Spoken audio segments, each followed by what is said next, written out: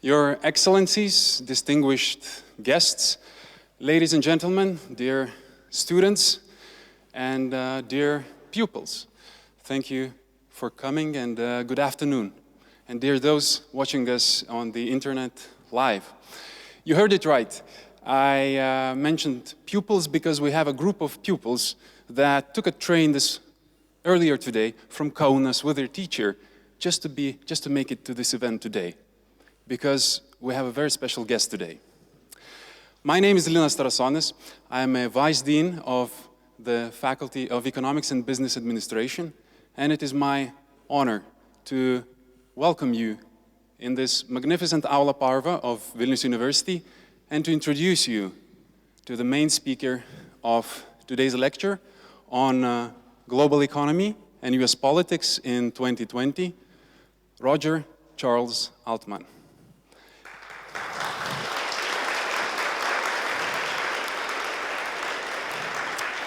Now, before I do that, I would like to say a few thank you words to, first of all, the Kazickas Family Foundation, Agne Vertelkaite, Vilnius Office Executive Officer, and the Kazickas family for this opportunity to host this event. I hope it will mark the start of many fruitful collaborations in the future. I would also like to thank the Vilnius University Endowment Fund and its director, Justinas Noreika, for co-organizing this event. And now I would like to introduce you to Arnoldas Pranckevičius, the head of European Commission representation in Lithuania, who has kindly agreed to moderate today's lecture. Before joining the Commission in October 2016, Mr. Pranckevičius spent 11 years working at European Parliament, serving as a diplomatic advisor to European Parliament presidents Martin Schulz and Jerzy Buzek. He is also a former policy advisor to the president of Lithuania, Valdas Adamkus. Most importantly, Mr. Pranckevičius is a trustee of Vilnius University Endowment Fund. So thus it is difficult to imagine a better person for moderating today's talk. And finally, I'm sure the introduction to Mr. Altman is not necessary, but I shall give it a try nevertheless. Roger Altman is the founder and senior chairman of Evercore, which is now the most active independent investment bank in the world. Mr. Altman began his investment banking career at Lehman Brothers and became a general partner of that firm in 1974. In 1977, he served President Carter as Assistant Secretary of the US Treasury for 4 years. He then returned to Lehman Brothers, later becoming co-head of overall investment banking. Beginning in January 1993, Mr. Altman returned to Washington to serve President Clinton as Deputy Secretary of the US Treasury for 2 years. In 1995, he formed Evercore. Today, the firm has more than 90 partners, 1,600 employees, and has handled over $3 trillion of merger, acquisitions, recapitalization, and restructuring transactions. He received his bachelor's degree from Georgetown University and a master in business administration from the University of Chicago. Ladies and gentlemen, please join me in welcoming Roger Altman.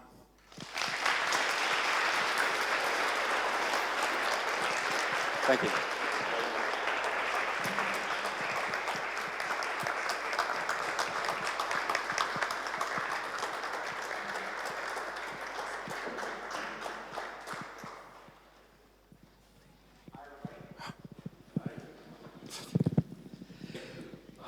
Mr. Altman, welcome back to Vilnius, and welcome indeed to this impressive audience, which has gathered in such big number and in such big interest to hear your speech and your insights on the current global affairs. And perhaps to warm up in this rather chilly January day, I would like to ask you, a general question. In 2020, we have just started a new decade. which of course is full of unknowns. And still in this world of unknowns, what would be your, verdict of the state of affairs in global politics and global economics today? How would you define it in few sentences? Well, before I answer that, I want to say I'm here today in Vilnius, my 4th or 5th trip, because of my wife, Jūratė, who was born here in Vilnius and whose family has a home here in Vilnius, and who I'm very happy to accompany. But when I come to Vilnius,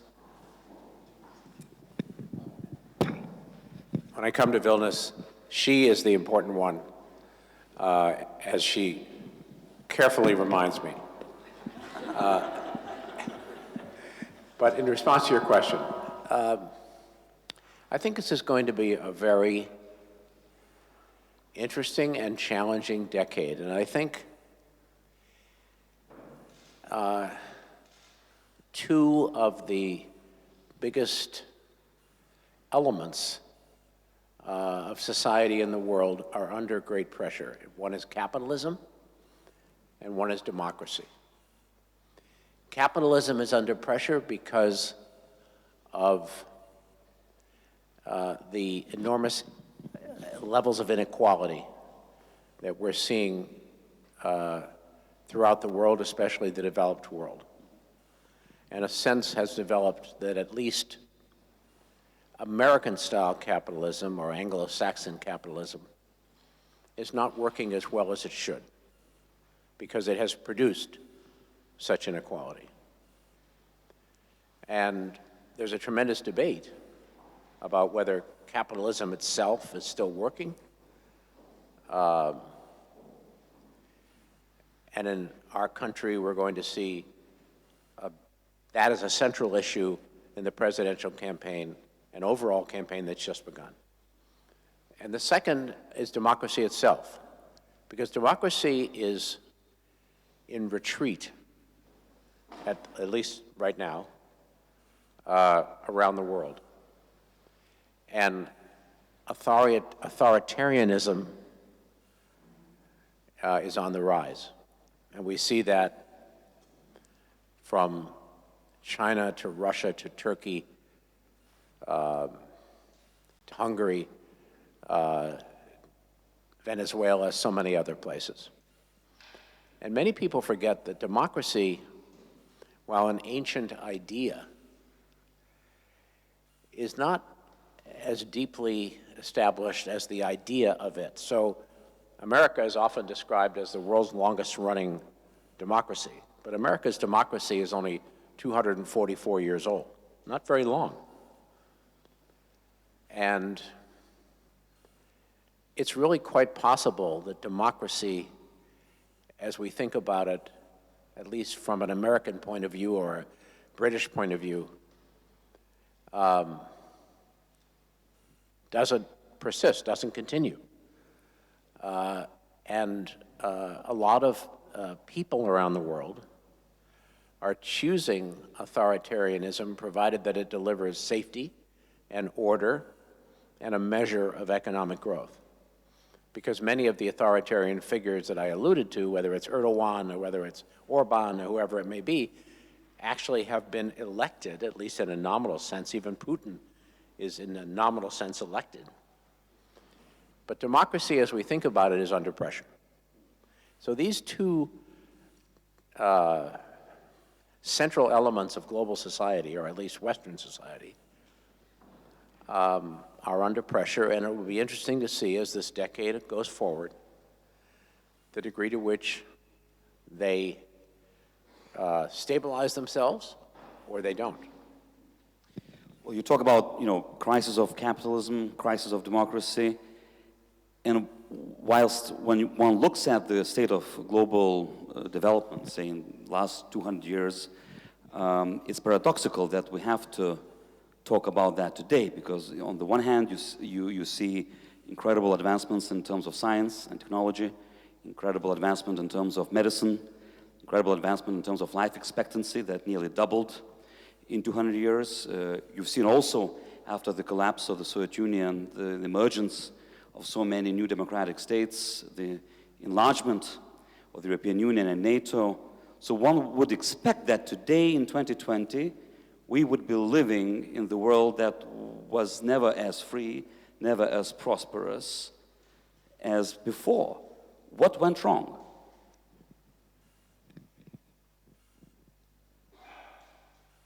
Well, first of all, I'm not sure I agree with your premise. I'm being provocative. Yeah.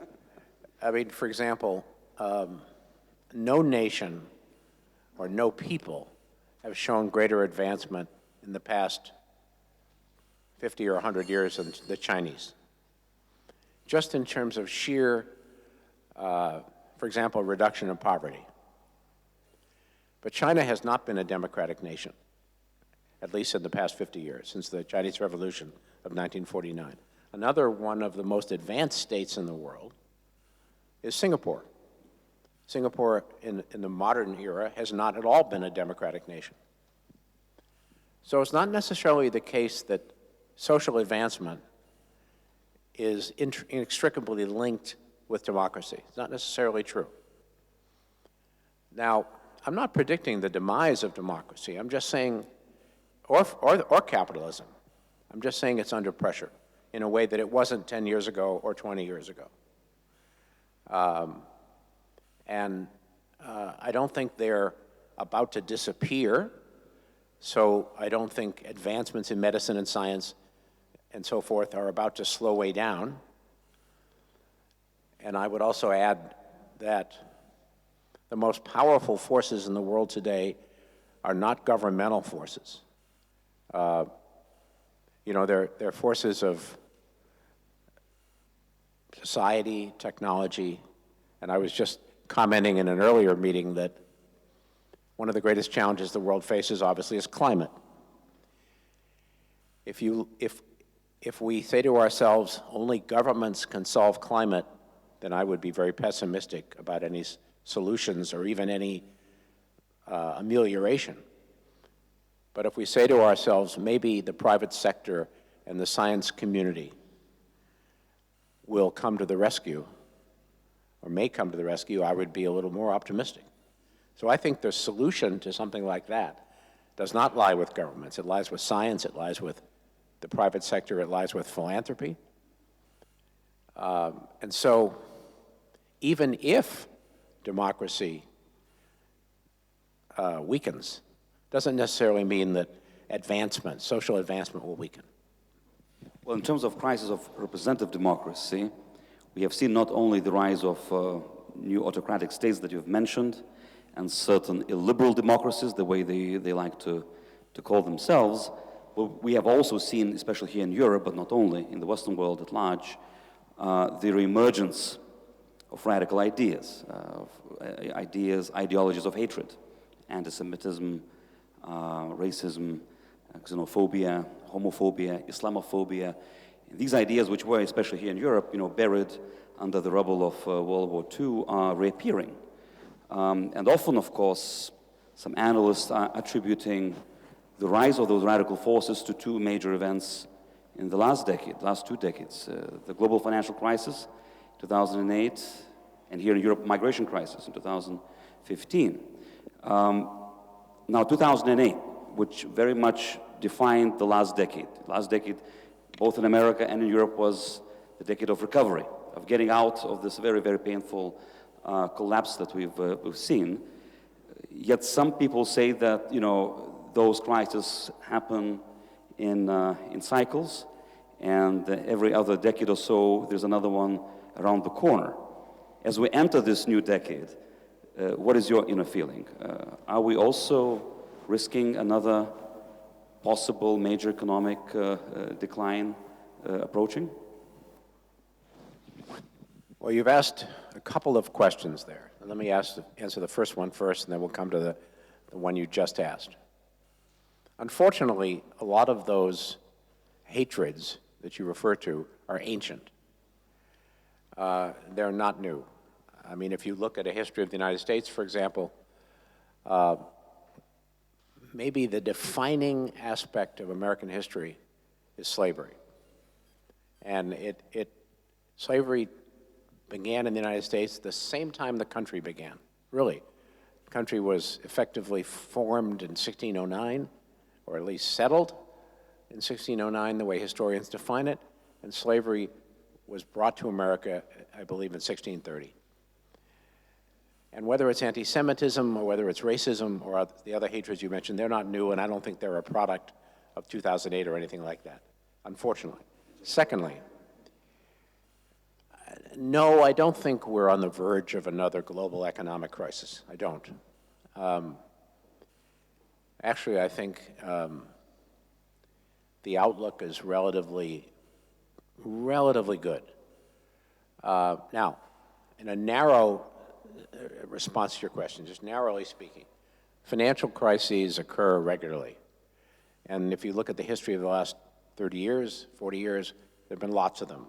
You had the Russian debt crisis, you had the Latin American debt crisis, you had the Asian financial crisis, you had the, in our country, the savings and loan crisis. You've had about 10 of them that affected the world. So we will see another one, and it could even be fairly soon, I don't know. But in terms of a global economic crisis of the type of the Great Recession that we saw following 2008, no, I don't think so. I mean, will we ever have another one? Unfortunately, probably we will. But is it imminent or anytime soon? I don't think so. And are we better prepared?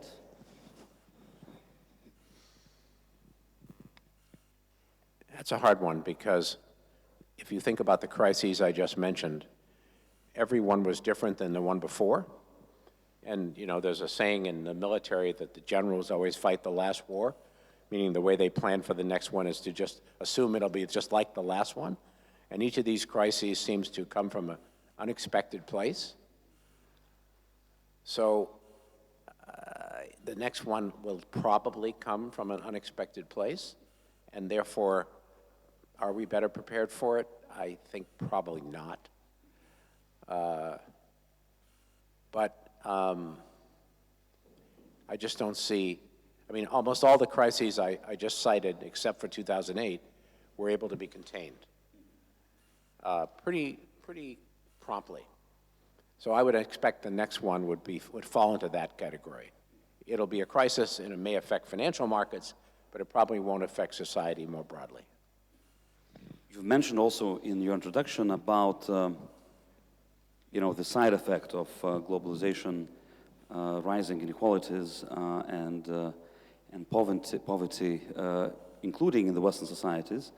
When you look at one of the key, perhaps, years of the last decade, 2016, which brought to the world both Brexit referendum and the election of Donald Trump in the United States, again, there are those analysts who attribute, at least partially, the causes of these upheavals to the rising inequalities within the Western societies, between the center and the periphery, between those who feel they have benefited from the globalization, those who have access to the best of the education, those who have access to health insurance, those who really thrive on the opportunities that present in a world interconnected and with open borders, and those who feel left out, those who feel that indeed, this current world is in some ways a threat to them,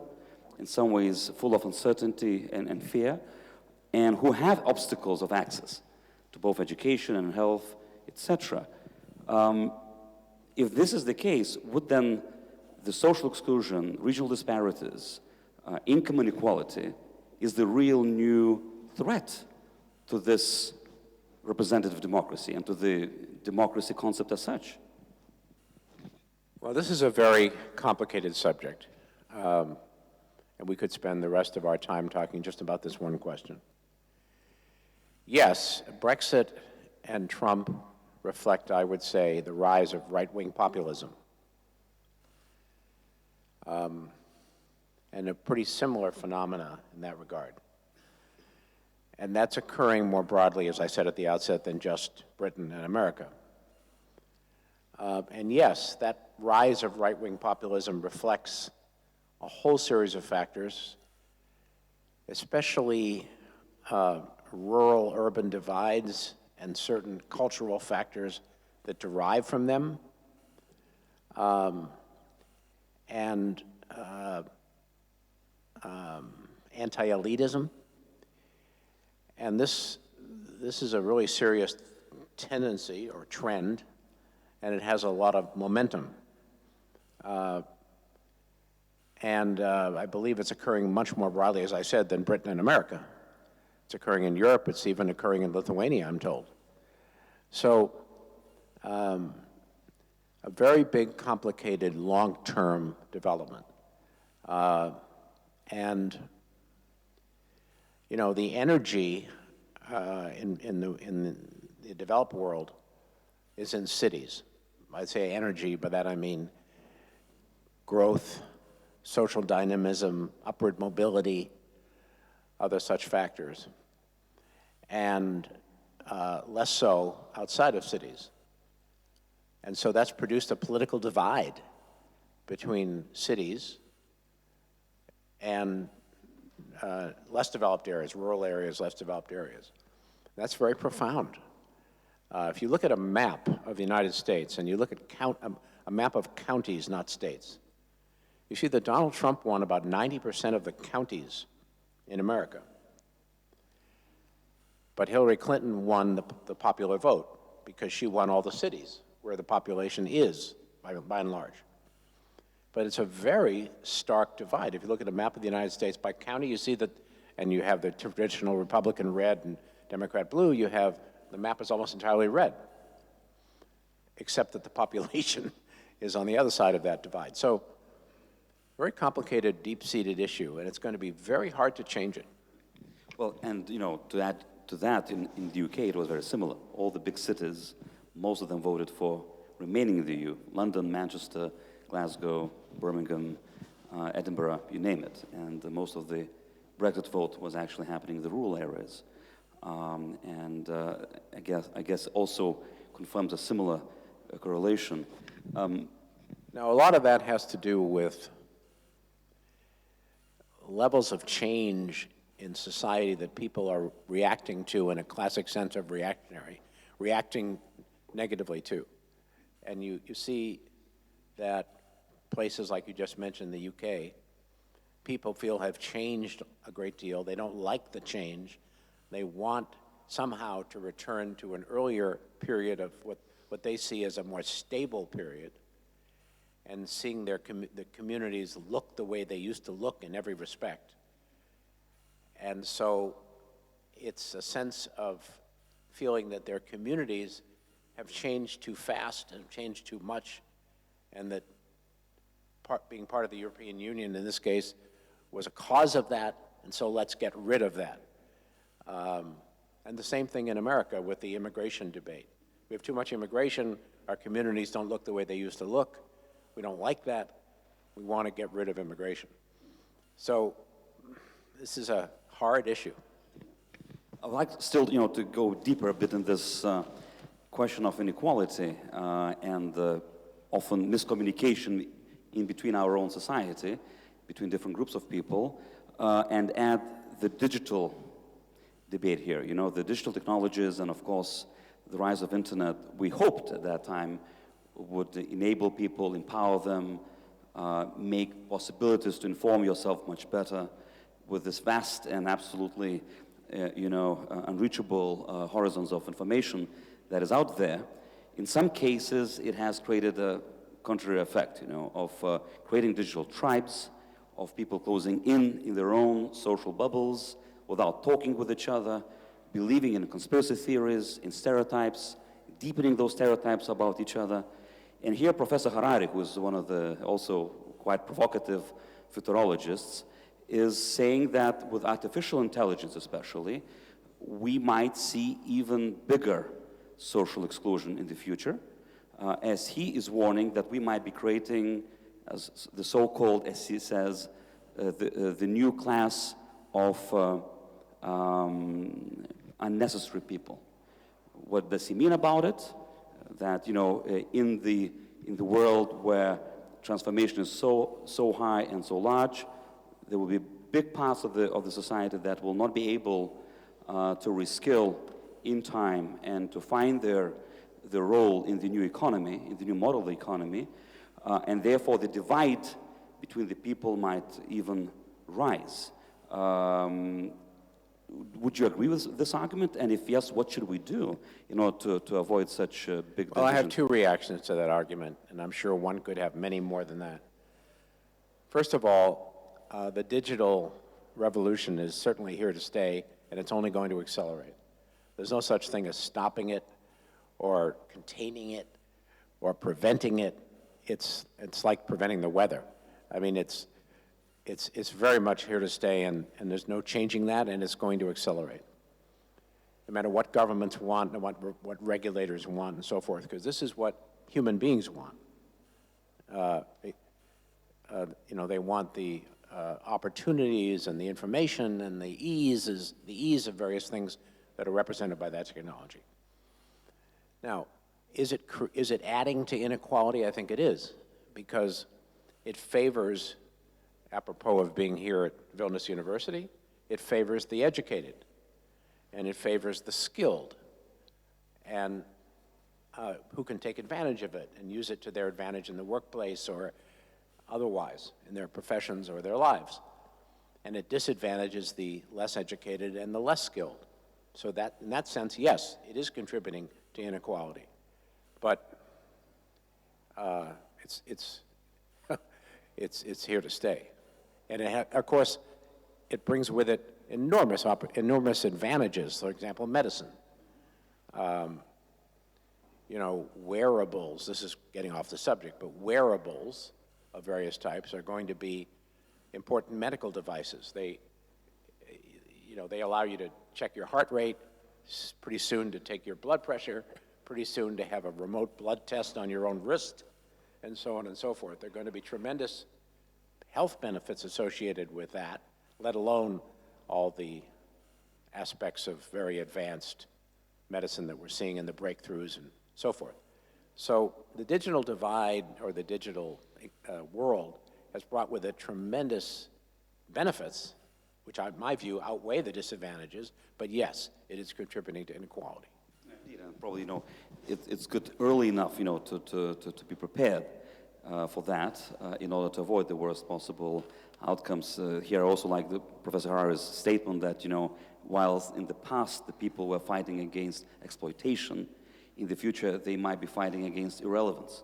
How to still remain relevant as an individual in the world of technological disruption. Well, technology allows people to be more relevant than a non-technology world does either. I mean, if you think about writers, if you think about other types of creators, whether it's laboratory work or whether it's creating various aspects of the performing arts, however you define it, they can increasingly do that wherever they are. They can be in Tibet. They can be in Uganda. And they can be just as creative as if they were sitting here in Vilnius or in London. So I actually think it empowers people in a way that wasn't true before the digital revolution. Sure, there is downside. Yes, there's isolation, and there's inequality, and I mean, most huge elements of social change bring with them advantages and disadvantages. But I actually think it's empowering, not the opposite. Of course, this is the original intent. We're sitting in the university. Does the university play a key role here in terms of bridging that divide?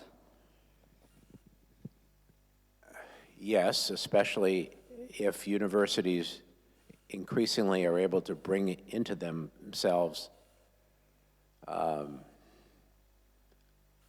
less advantaged people. I mean, some American universities are trying very hard to attract students from different backgrounds, lower income backgrounds, different ethnic backgrounds, immigrant communities, and so forth, trying to broaden themselves, broaden their student bodies. And other universities not doing that. But a university can be part of the adaptation if it's actually affecting society relatively broadly. If you have a university whose student body consists just of relatively affluent students, not really. Now, going a bit more globally, and talking about US and Europe, also in 2020, we should unfortunately state that the relationship is not very easy. There have been major disagreements in terms of approach, for instance, to agreement with Iran, or to the Paris Climate Agreement, to different international engagements, trade deals, security, cooperation with the Nato, and the list goes on, including, in general, the approach towards multilateral system. Do we need the institutions? Do they play a role today, including United Nations or World Trade Organization, or have they outlived themselves? And here you see a lot of difference. Do you see us somehow able to bridge that divide between Europe and America? Is it a tectonic change, or is it only transitional? Well, here you have, again, at least two different possible answers, and maybe I could give six, but I'll stick with two. You have two things going on here. One is changing attitudes in America as a whole towards international engagement, towards multilateral institutions and so forth. And the second development is the rise of Trump himself. And Trump has contributed to this, but he's at least as much a reflection of it than a cause of it. The disaffection with international engagement and multilateral institutions and so forth didn't begin with Trump. And America is often misunderstood. I'm sure Lithuania is misunderstood. But America historically has been a rather isolationist country. And yes, you think of America, you think of World War I, you think of World War II, and coming to the rescue and so forth. And you think of the rise of institutions like the World Bank and the IMF and so forth, the United Nations. But it's really been, there's a deep isolationist streak in America, which arises because it's such a big country. Because if you live in, you live in the central part of the country, you live in North Texas, you're interested in your community, you're interested in your neighbors, you're interested in local issues, schools, crime. You're not really interested in the United Nations, or you're not really interested in Brexit, you're not really interested in any of that. And you wonder why the country is being diverted into that. It's existed since the beginning of the country, our country. So this questioning our international engagement is not a new thing. It's actually a very old thing. And it waxes and it wanes, and now it's waxing, if I can use those words. Now, Trump himself,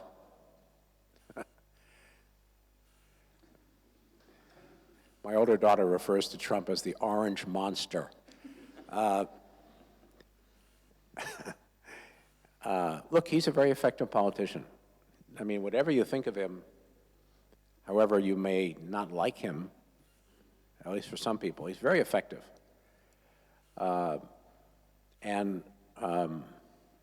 He rode into power on the back of some of this. He's obviously talking about how America's partners in Europe aren't paying their way, and he talks about that all the time. Well, that plays into a deep sense in America that we've taken on too much and we're not being compensated for it and everything else.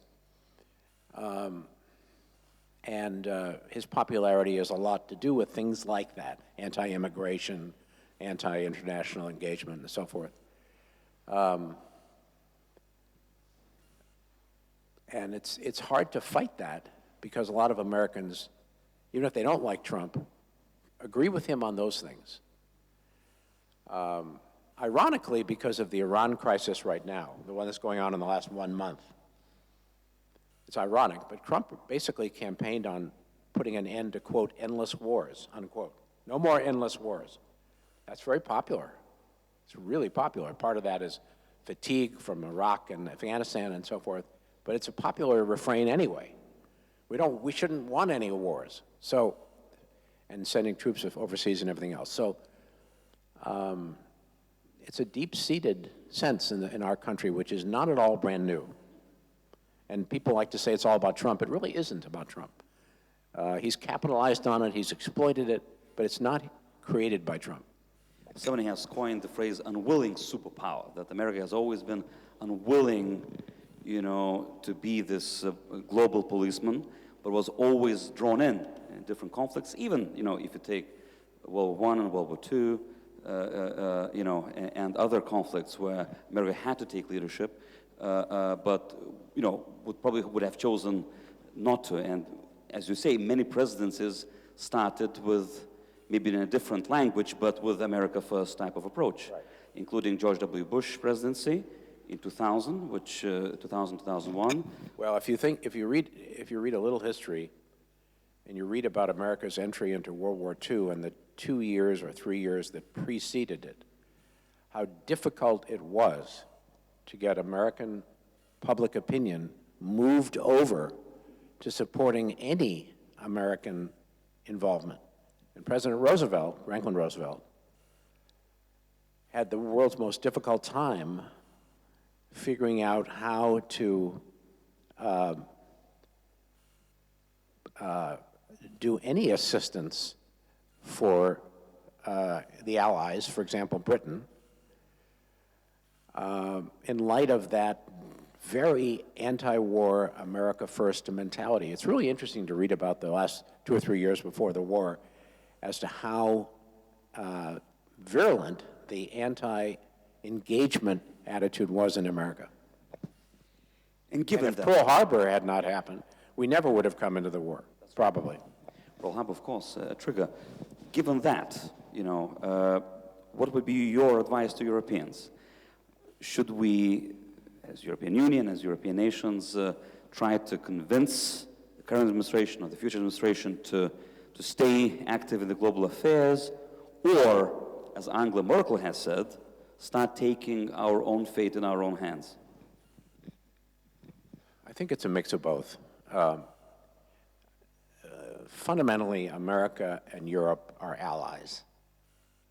And I don't think that's going to change. Right now, that alliance is under strain, and Trump is a, antagonist, so to speak.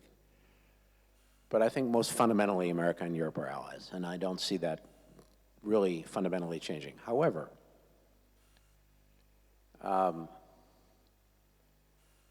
Trump's presidency illustrates that certain things that have been taken for granted in the past, like Article 5 of NATO, that if any NATO member is attacked, America and others, all the other members, will come to its rescue. I still think that applies, but some people might say it doesn't.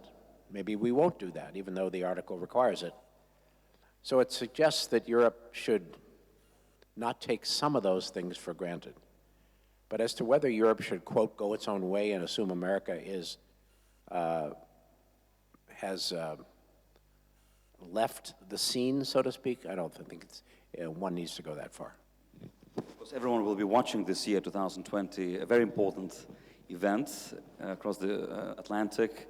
In November, the presidential elections.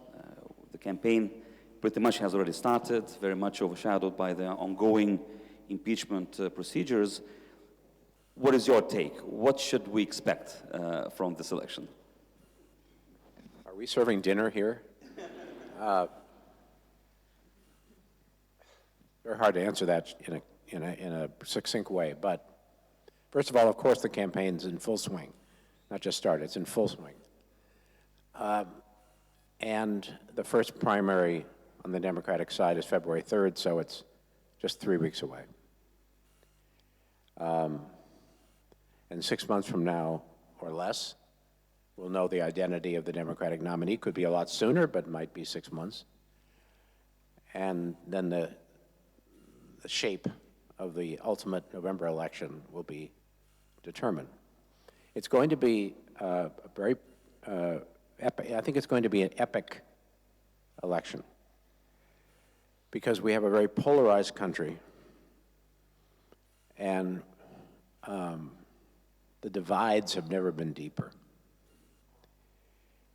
Now, if you step way back and you look at the U.S. economy and how strong it is, we have a 3.5% unemployment rate, we have a stock market at an all-time record, we have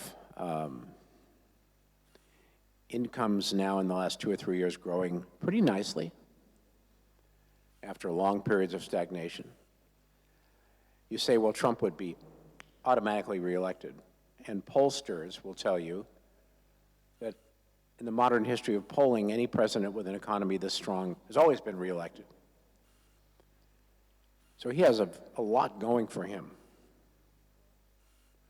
And it would be remarkable in light of those strengths economically if he didn't succeed in being reelected. At the same time, he's a very, to put it mildly, divisive figure. And a lot of Americans, I mean, his approval rating ranges from 41 to 44, 45%. It's never been, ever, at 50% or better, ever. And so you have the following contradiction. No president in the history of polling has ever been denied re-election with an economy this strong. No president in the history of polling whose approval ratings are this low has ever won re-election. Something has to give, right? That's why it's going to be rather epic. Now, it's probably going to be a very high turnout election because Trump's supporters are very passionate and they're going to come out in big numbers. And depending on who the Democratic nominee is, there's a pretty good chance that the Democratic side will turn out its vote in pretty big numbers. You're probably going to have a very high turnout election and an extraordinarily expensive election. I read today, this morning, in the Wall Street Journal that the estimated media spending in this election, this is all across the whole country and including, I think it includes state and local elections, is going to be $20 billion, and in 2016 it was $13 billion. These are huge numbers. It's going to be a fascinating election, just fascinating. My personal view is that it's going to be very hard to beat Trump because when he occasionally stops to describe why he should be reelected, instead of yelling about impeachment or yelling about this or yelling about that, or sending 300 tweets a day, his arguments are pretty strong. I saw him yesterday. He actually yesterday was giving a press availability, and he spoke about, we have the strength of the economy, the 2 trade agreements he just passed in terms of the new NAFTA, which is called USMCA, and the agreement with China just struck. And he talked about a few other things, and it was very powerful. You know, you listen to that and you say, wow, he should be reelected. But then, you know, he's so polarizing. And the level of antipathy to Trump among those that don't like him is, wow, it's deep. So probably going to be quite close again. And who knows? It's a very polarized election, most expensive in history, very much dependent on the mobilization of electorate. Yet there was one big actor or player in the last election that, you know, nobody wants to pronounce the name of, or everyone knows who that is, Russia. If one reads... well, I can anticipate your question. Let me address that. So this time, will it be able to influence elections? Well, first of all, I don't think Russian interference in our election in 2016 made any difference. I don't. Because people forget that Trump in 2016 was seen as having very little chance of success, and he ran a very skeletal campaign, chaotic campaign, and honestly speaking, his campaign was so disorganized it couldn't have conspired with anyone. So the idea that they were in some executive suite with, all these talented people around a table figuring out how to work with Russia. No. I mean, if the Russians were trying to get a hold of someone in the campaign, they couldn't have, because nobody knew who they were, and they didn't have nobody knew their phone numbers. So I don't buy the idea that Russian interference made a big difference. Did Russia try to interfere? Yes. Is that awful? Yes. Should we have retaliated in some form, which we didn't? Yes. Did it make a difference? No. Is Russia going to try to interfere again? I'm sure they are. But Trump will be a little careful now because this could blow up in his face. I mean, if he were somehow caught actively conspiring with Russia, that could be the end of him. So I doubt that Russia will again have much effect. Even though I'm sure they'll try. So we might expect much more cyber resilience, much more fight against disinformation, also for preventive reasons, right? Because it has become so toxic to be mentioned. The other thing is, if Russia interferes, and it's clear that Russia interferes, and Trump is defeated, Trump's successor is going to take it out on Russia. So if I were Trump's successor, and Russia interfered again, it would be a bad day for Russia. The United States has the ability to do quite terrible things to Russia. I mean, how about publishing President Putin's financials? We can do that. We have that information. President Putin is a kleptocrat, right? He's stolen billions and billions and billions of dollars from the Russian people. We can put that out there if we want. And we can inflict terrible damage on Russia. So if Russia interferes and Trump loses, and his successor is inclined, Russia will be sorry they did that. Now, moving to the United States is a much more powerful country than Russia. Russia is a weak, small, economically irrelevant country, right? It only has two things: oil and nuclear weapons. That's it. And a kleptocratic autocrat as running it. So, if you got some president who was certainly who wasn't Trump and was inclined to do this, whoa, be a very, very bad day for Mr. Putin. Very reassuring message, especially for Lithuanian audience here, which which more than anyone else believes and understands the difference between American and Russian play and power, as well as attractiveness. Another big kid on the block, of course, is China. And you said once that China is beginning to act more like a world citizen. We need China to be more active on the world stage. For example, we should want China to be a bigger participant and bigger shareholder in the IMF, G8 and G20. Some say that in these days we are seeing the decline of the West and the rise of the rest, namely China. Should we start being worried about it, or do you still think that China is still behaving as a responsible global actor that has no other ulterior motives? Well, I never said China had no ulterior motives. My sentence. And they certainly do. I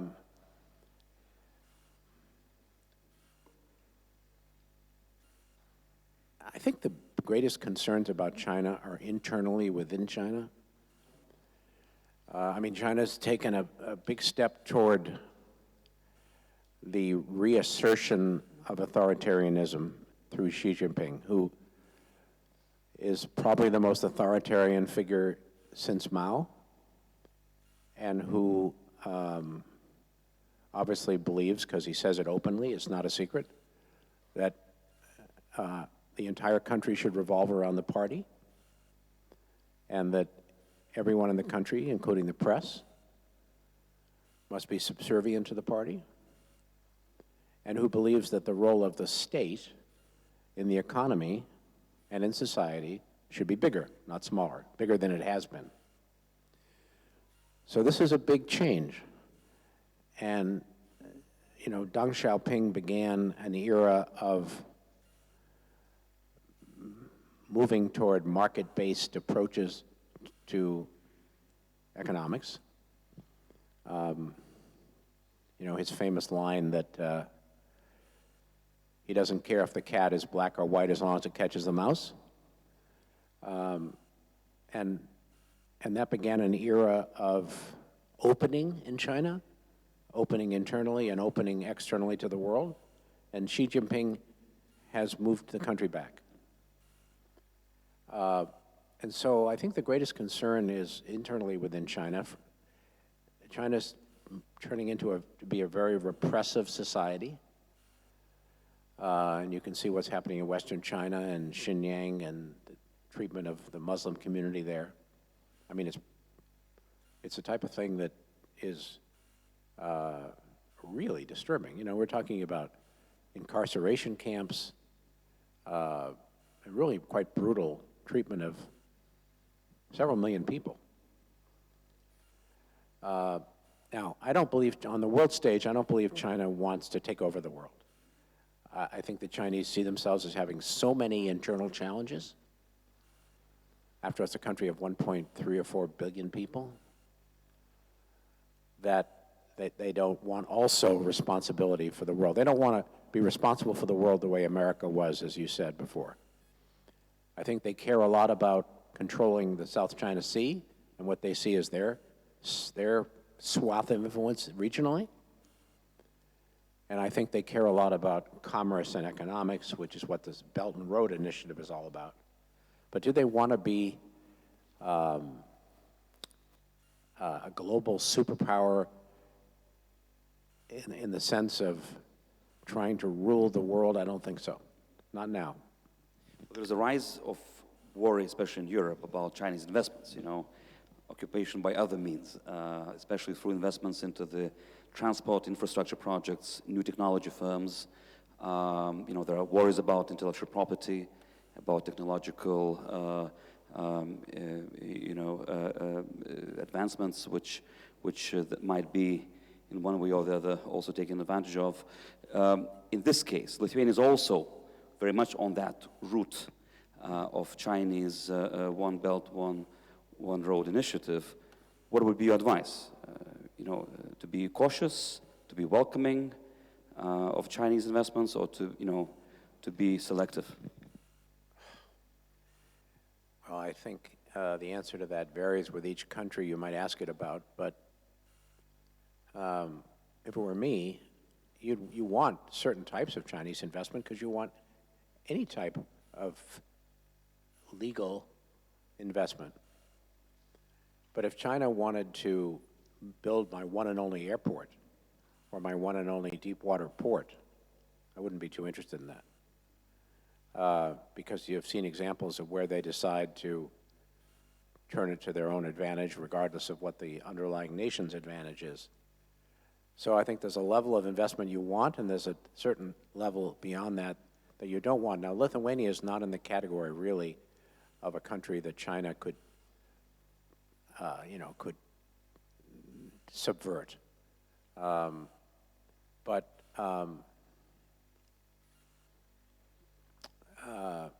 I just would be careful, but investment, generally speaking, is a positive thing. And finally, let's move to another very big global player, Lithuania. You've said it's your fourth time of your visit to Lithuania. Your first time was 25 years ago. And perhaps for all of us, it would be very interesting to hear your impression, how this country has changed, what transformation it has experienced, and what would be your advice for Lithuania, how to survive in this global storm? Well, I'm quite impressed with the degree to which Lithuania has advanced. It's really quite visible to me, even versus 5 or 6 years ago, here in Vilnius at least. I mean, there's a great deal of development, there's a great deal of new employment, there's a great deal of new entrance into the Lithuanian economy. And I think that's very impressive. And I also think certain geopolitical factors are going in Lithuania's advantage because parts of Western Europe are under a lot of pressure, whether it's France or whether it's the obvious problems around Britain. And Lithuania, comparatively speaking, and some other countries like Poland, Czech Republic, are relatively advantaged by that.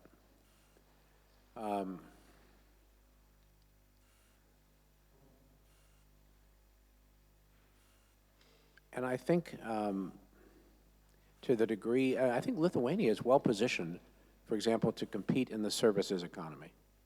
If I wanted to establish a really big new car manufacturing plant to serve Europe, I might not put it in Lithuania for reasons of geography and transportation logistics, but in terms of services, I think Lithuania is really well positioned. And I was very impressed that Lithuania has now surpassed Estonia in terms of countries that are seen as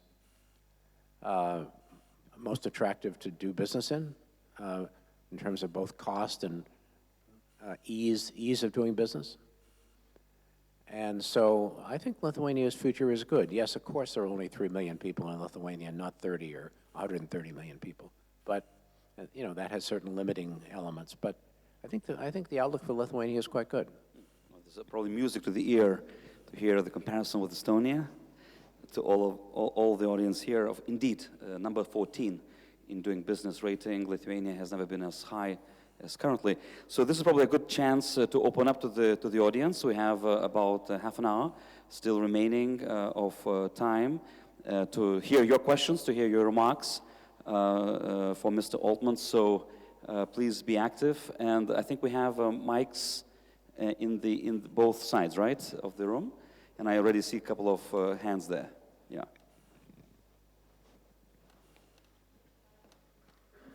Yeah, first there, and then Nerus in the front. Hello. First of all, thank you for the lecture. I just, I'm here, sorry. I just wanted to come back to the very first kind of statement that you made about capitalism being under pressure. And as you can see, you know, in 70s, 80s, US, you know, since the start of 80s in US, the most important goal of a public company, right, was to serve its shareholders. And, you know, every decision was based on that, you know, the performance of the stock price. But now you can see, you know, the recent trend of the capital really flowing towards these sort of responsible investments. You know, the ESG is a huge trend, especially in Europe, and now it's getting more and more important in the US, and you can really see the BlackRock's Larry Fink's letter recently kind of emphasizing the importance of these responsible investments. And you can see that, you know, the capitalism is now not only including the striving towards not only the shareholders, but also including other stakeholders like society, environment. So what do you make of that, and what do you think is the next step for capitalists really in this progression? Well, my short answer would be watch what they do, not what they say. I think it's unclear whether this is a new phase of capitalism in terms of ESG and so forth, or whether it's just rhetoric. Now, I hope it's the former, but there was a highly publicized statement that the Business Roundtable in the United States made about how corporations exist for the benefit of stakeholders, not just shareholders and communities and employees and so forth. Honestly, my own reaction to that was maybe, meaning I agree with the statement, but I'm not sure it's going to be implemented. Our system is much too centered, as you said, your question says, around shareholders. And is often referred to as the, quote, shareholder supremacy, unquote, model. Centered around shareholders and a few senior, very highly compensated executives. And it's unbalanced that way. By the way, it didn't used to be that way. That's a development really of the last 25 years or so. And it really needs to be changed, in my opinion, to be moderated. But whether we're seeing the beginning of that moderation or whether it's just talk, I'm not sure. Many thanks. There was another question right there. Demise, yeah.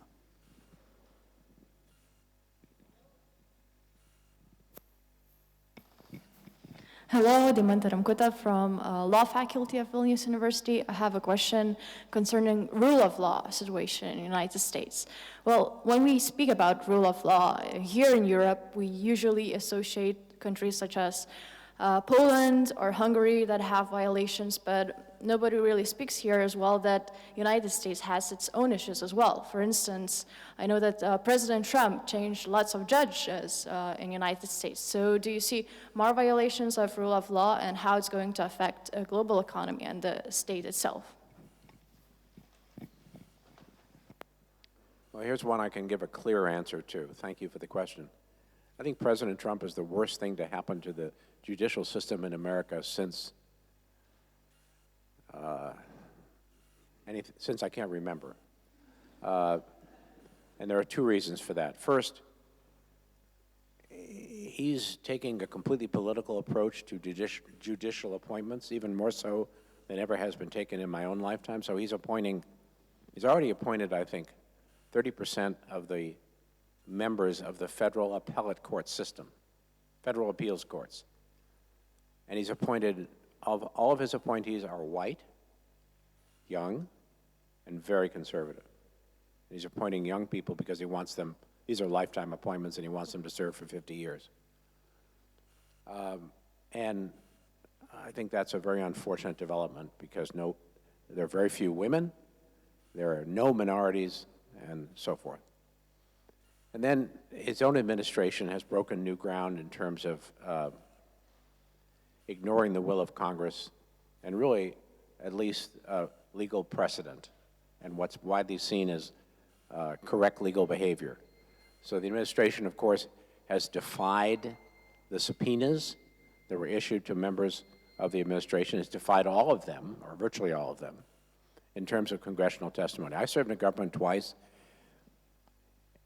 When I was in government, both during the 70s and the 90s, if you received a subpoena, you had to go and testify or participate. I mean, it was not debatable. It was a subpoena, it had a legal effect. So, and Trump has basically said, let the courts decide whether those subpoenas are enforceable. Well, eventually there'll be court decisions on this, and the Supreme Court presumably will weigh in, but that'll be long after the election and long after the relevance of the subpoenas. So I'm not one who thinks that the only thing you can ever say about Trump is bad. But I think here he's been really a very negative influence on the judicial system, very negative. And this stuff is happening almost every single day. I saw just 2 days ago that, if former Ambassador Bolton actually does testify, and he's offered to testify, Trump said he's going to invoke executive privilege so that Bolton won't be allowed to speak. And he's taking a very extreme approach to these things, and I think it's quite negative. Thanks. Nerijus, and then, ladies first, then, yeah. Sorry. Well, first of all, thank you very much for a really interesting talk today. I'm Giedre Kadravičienė from AmCham, board member. And my question, I guess, will be more practical. Based on your experience, both as businessman and politician, what would you see as unused opportunities, or maybe not used well enough opportunities of Lithuanian companies and governments to intensify the economic cooperation between United States and Lithuania, and of course, as for all Lithuanians, foreign direct investment of American companies in Lithuania of great interest for us, not only for economic reasons, but also for social development. Thank you. Well, I think Lithuania, as I said a minute ago, is increasingly well-positioned despite its small size. And I mentioned services, and so, for example, financial services. A lot of things like compliance systems and compliance personnel and anti-money laundering personnel, things like that, are being located in places like Lithuania. or Poland or the Czech Republic because of both cost and labor supply. And I think Lithuania can do just fine when it comes to competing for those types of investments in employers. And as to how to improve its chances, I think education of various types is the way to do that. In other words, educating American decision makers, and there's a lot of different levels to that, including face-to-face communications and so forth, and the role that the president of the country can play himself and so forth. But I think the opportunity is really pretty good. I think financial services is an obvious target area. I mean, because there's quite a bit of it here now. And I do think that education and advocacy is the way to improve the chances. Because if people understand the competitiveness of Lithuania, that'll be the biggest incentive or the biggest factor in pushing them towards investing here. Yes, please. Thank you very much again for your presentation here. And my name is Nerijus Udrienas. I worked for two presidents, Adamkus and Grybauskaitė, and worked also as advisor to Ukraine government on European affairs. So I have many questions, but at least a couple I would like to ask. It seems to me that our Western civilization is kind of retrenching back. Like all the civilizations which started to build walls, they collapse eventually. And for us, and for me at least, United States is building walls, European Union is building walls against the migrants. We kind of seem to be on a retreat. And there is not so much leadership which would kind of propose new models of kind of way of life going forward to attract and integrate those people who would like to be part of this Western civilization. So how do you think we would go forward, especially since we have such much debt on our balances in the government, in the private sector, overall in households? How would we kind of recreate our model of Western civilization, our Western values, which were so much important for Lithuania that the West accepted us back to our to the family of the West? How would we go forward? Well, I may not understand your question thoroughly, but I think Lithuania is on a good track right now.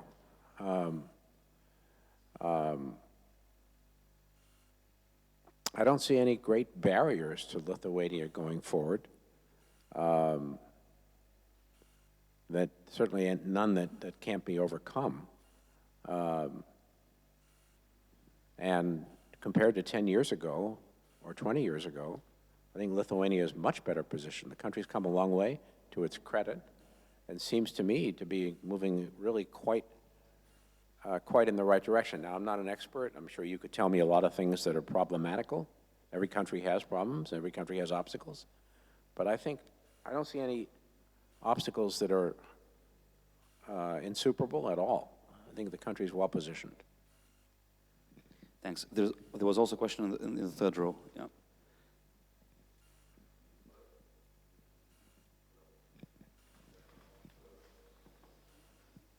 Just try to speak, and maybe it will.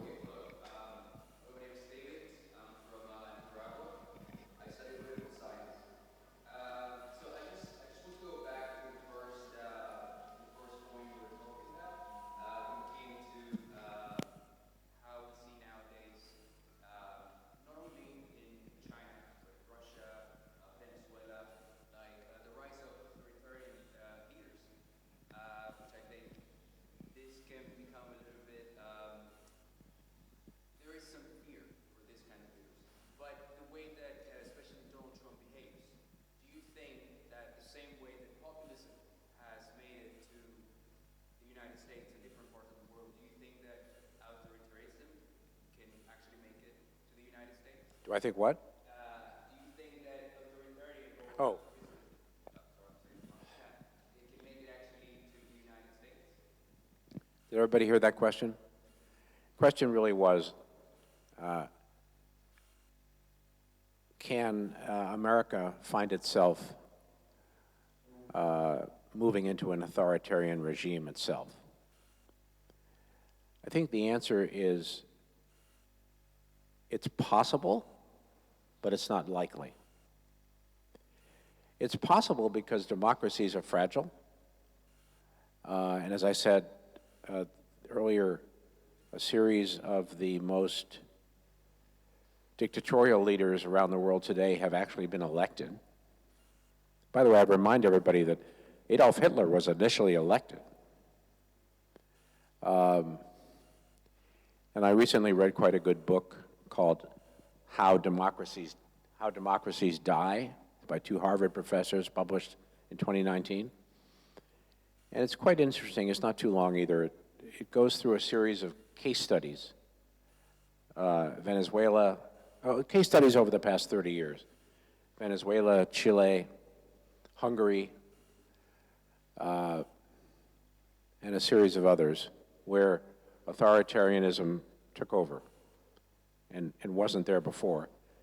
And it's very instructive because often this happens without people really knowing it until it's too late.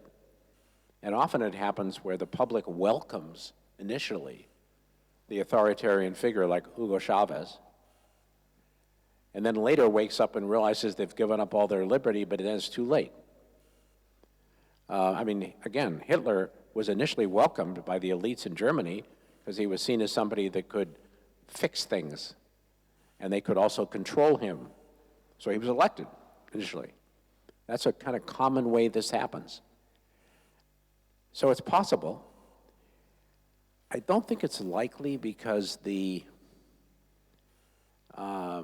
disappearance of liberties in America would be resisted. So it's one thing for Donald Trump to resist subpoenas, but if we started eliminating things like tried to do away with freedom of the press, tried to do away with most aspects of due process of law under the 14th Amendment and so forth, I think Americans would resist that. Now, the people in the other countries that became subject to authoritarianism probably all thought they would resist it too. So that's why I say it's possible. It's possible. And I do worry a lot about a Trump second term because I think it'll be more extreme than his first term because he won't have to run again. And won't have to worry much about public opinion. And I think we could see some pretty bad things in a second Trump term. So possible, yes. Likely, I hope I'm right, no. Thank you very much. We have a question on the second row here. We have actually even two, so we can maybe take both of you together. Hi. First of all, Linas Valiauskas, Grow Capital Fund Manager, and thank you very much, Mr. Altman, for a wonderful presentation. Given your experience and impressive expertise on Treasury, government, and Wall Street, we discussed about this no correlation between social development and political development and economic development of the country. And Lithuania has been recently accepted to OECD, a sort of a club of developed countries, yet it's categorized as a frontier market by MSCI along with Kazakhstan, Benin, and Burkina Faso and other countries. So my question would be, what would be your recipe? What could Lithuania do? What would you do or suggest to do so that Lithuania would become a developed market or would have a developed capital market, financial markets? Thank you. Well, I don't see Lithuania having anything in common with the countries you mentioned. Was one of them you mentioned Burkina Faso? Yeah, well, you know, that's about the things that I have in common with Brad Pitt. No, I don't know who came up with that categorization. Well, I just don't agree with it. I don't agree with that at all. I think Lithuania's counterparts are much more countries I mentioned. Poland, the Czech Republic, to some degree Hungary, countries like that. Those are bigger countries. And size brings with it advantages. You know, if I was an employer who wanted to relocate a 5,000 to 10,000 person workforce, I might be concerned about doing it in Lithuania because the country's so small. and the labor supply might not be adequate. And that's where the Czech Republic or Poland might have an advantage. And that's true, that's just true, that's a factor. It's a limiting factor. But otherwise, no. I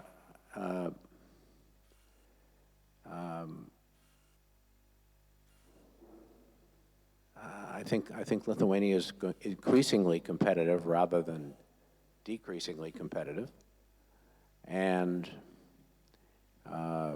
very fortunate to be a member of the Eurozone, in my view. And to the same degree, as I said earlier, that countries in Western Europe, whether it's Britain or whether it's France or even Germany, are seen as less attractive than they used to be, and I think they are, unfortunately.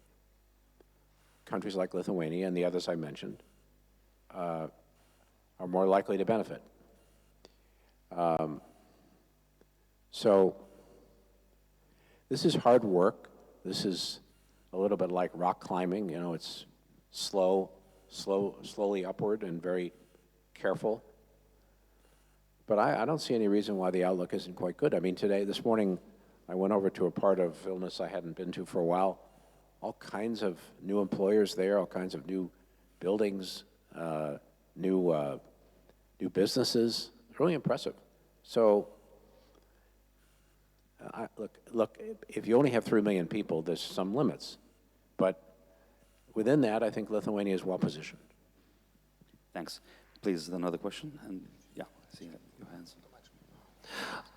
Hello, my name is Nerius. I'm a private equity investor. And Mr. Altman, I have a question.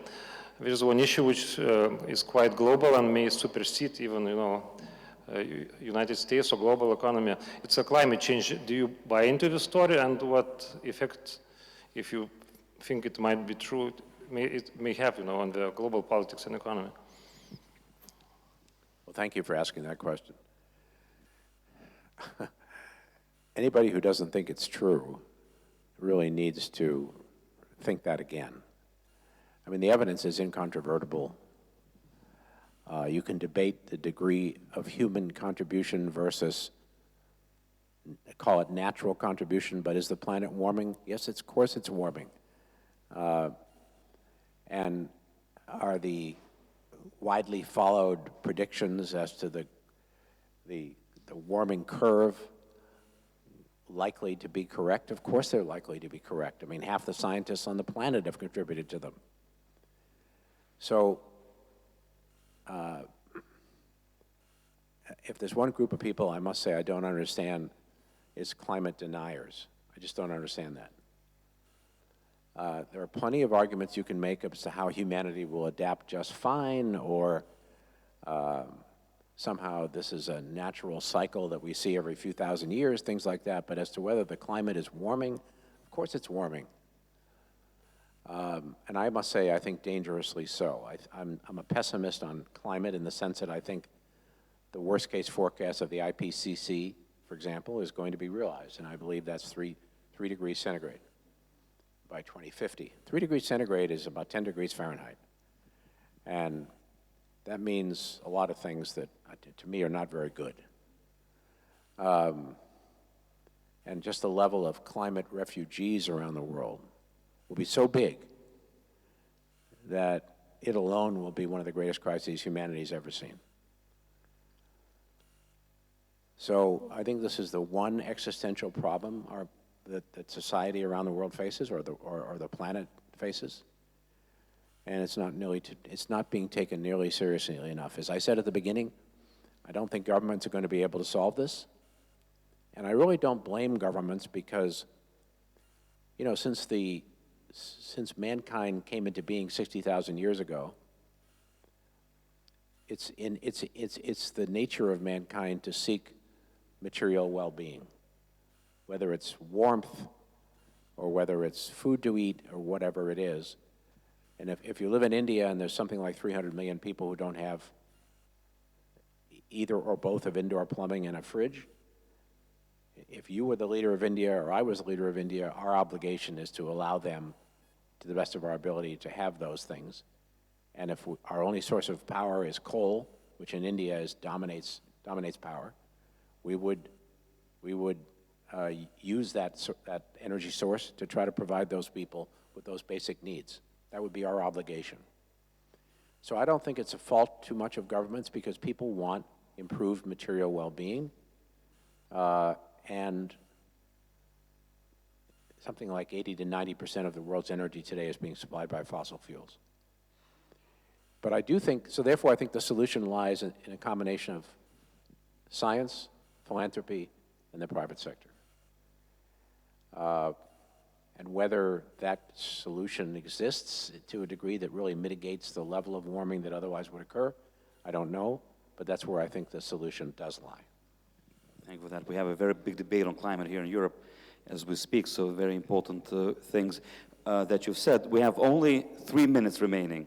So I give you each 30 seconds for very quick, short answers, questions, and then in a row, and then Mr. Altman will answer them all together. So Dimitri first, then you, and then there was a third. Yeah. Thank you so much. I'm Angelica, the Junior Achievement Organization leader or CEO here in Lithuania. As we are talking about the upcoming 10 years, 20 years, we have almost 50% of the population youth in globally. What do you see the role of youth in upcoming century, and maybe some leadership areas where young people should take a lead and move on? Thank you very much. Second question. Tomas Pilkis. I'm a student and working in the law firm. At the same time, you referred a lot to the past. I want to ask the question, theoretical question about the Western civilization. What are the pillars of the Western civilization in your opinion? And the third one in the back. Hi, Ilist from Vilnius University Fund. You mentioned shortly about bull market, which continues for 10 years, and what your insights or recommendations for investors at the moment? My goodness, three very easy questions. I think I have 30 seconds to answer them. First of all, I did not predict a bull market for the next 10 years. I have no idea. No idea whatsoever. It could be over on Monday. Secondly, youth. The problem the world has with youth is that there isn't enough youth. So if you look at the demography of the advanced countries, Europe, China, America, the demography is not favorable. Birth rates are falling really quite sharply. Average age of the society is high. And these countries are eventually going to face real labor shortages and other problems associated with falling population, the way Japan does today. And so I honestly think the problem the world has with youth is there's not enough youth. And finally, the pillars of Western civilization. Well, that's a tough one to answer briefly. But let me just say, I don't have any fears about the survival of Western civilization if we're defining it each the same way. I don't. So I don't know if I answered them correctly or wonderfully well, but it's my answers. Here we go. And maybe one last question. You've mentioned one book, How Democracies Die, which I'm sure those who have not read will read because it's really a very good one. And as we are here in the audience of very curious minds and a lot of young minds that are studying at this and other universities, what are your other recommendations in terms of the must-read in order to understand this complex world and in order to equip ourselves to solve those major issues from climate to digital to social? Easy question. Well, we could have a long discussion about the methods of reading. And by that I mean whether one wants to read nothing but material concerning one's area of study or area of work, or whether one wants a more diversified approach to reading. Now, I personally don't want to read only about things that pertain to my profession or to government or anything like that. I'd rather take a broader approach. So I'm going to end this talk today by thanking you for having me, thanking you for all turning out today, thanking my wife for bringing me here to Vilnius, and recommending science fiction. So two of the best books I read in the past few years were science fiction. And I must say that I hadn't thought of science fiction in many years, hadn't read any science fiction in many years, until I noticed a few years ago the following. So many of you may know, some of you may know, that our former President Obama each year publishes a list of his favorite books of the year, his favorite music of the year, and his favorite films of the year. And if you've never read them, they're really quite brilliant. And so I began to follow his books. And Obama likes science fiction, although he likes a lot of things. And he read a book which he recommended about 6 years ago called The Three-Body Problem by the Chinese science fiction writer Cixin Liu. And I read the book, and then I read the other two books he had read in this. It's really a trilogy. They took a long time, but maybe the most creative thing I ever read. Now, this is not for everybody because these books are intricate, but just unbelievably good. And just more recently, again, another one of Obama's favorite authors, Ted Chiang, who's written 2 collections of short stories. And I just read his first collection, not the most recent one, in which, among other things, he wrote the story that gave rise to the film Arrival. And it's an absolutely brilliant story, which gave rise to a quite beautiful film. So, science fiction. Great. Well, let's hope that the future scenario of the world will be written not by Alfred Hitchcock, but by Jules Verne, one of the most famous science fiction authors of this world. And I'm sure you gave this audience a lot of great ideas, great insights, and a great sense of optimism, to be curious, to dream, and to hope for the better world. Thank you so much, Mr. Altman, and thank you all for coming.